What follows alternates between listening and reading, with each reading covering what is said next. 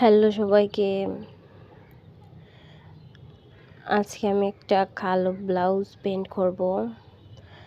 তো এই ব্লাউজটা অনেক দিন ধরে বাসায় রেখেছিলাম, আসলে করব আর করা হচ্ছে না।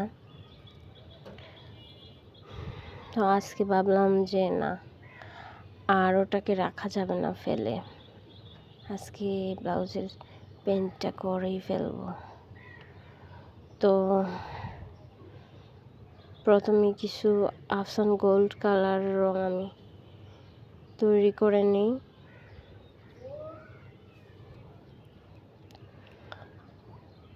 ব্লাউজে আগে কিছুটা হলুদ রং দিয়ে পাতাগুলো পেন্ট করে রেখেছিলাম, তো সেই পাতাগুলার উপরেই এখন আফসান গোল্ড কালারটা দিচ্ছি।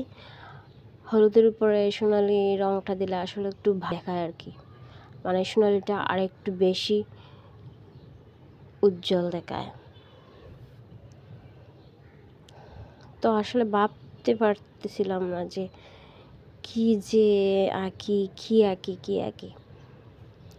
এসব ভাবতে ভাবতে হঠাৎ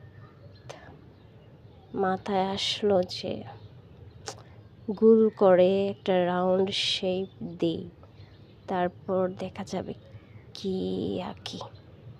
তো গেস করেন আমি কি আঁকতেছি আজকে।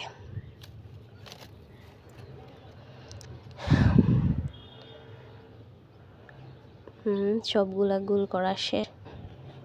গোলগুলাকে একদম ভরাট করে দিব।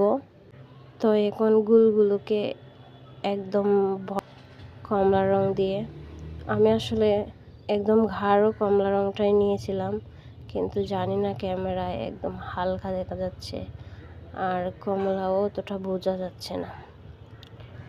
এই দেখেন কিছুটা কদম ফুলের মতোই, কিন্তু কদম ফুল না, কদম ফুলের রংটা আরেক পায়। তো যাই হোক, আমার নর্মালি আসলে কদম ফুল, শিউলি ফুল এই ধরনের পেন্টিং পছন্দ না। আমি সবসময় পছন্দ করি আসলে একটু কলকা ট্র্যাডিশনাল টাইপের যে পেন্টিংগুলো, ওগুলোই। তো ভাবলাম আসলে সব কিছুতে কলকাতা আর করা যায় না, একটাতে না হয় অন্য কিছু পেন্ট। তো যাই হোক, আমার সবগুলো ফুল করা পাতাগুলো কালার করতেছি।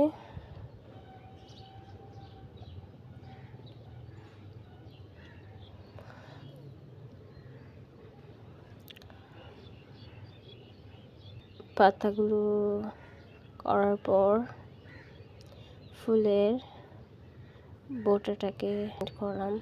তারপর ভাবলাম পাতার মধ্যে একটু গাঢ় সবুজ রং দিয়ে পাতার দাগগুলো দিয়ে দিই। তো আমার পেন্টিং শেষ।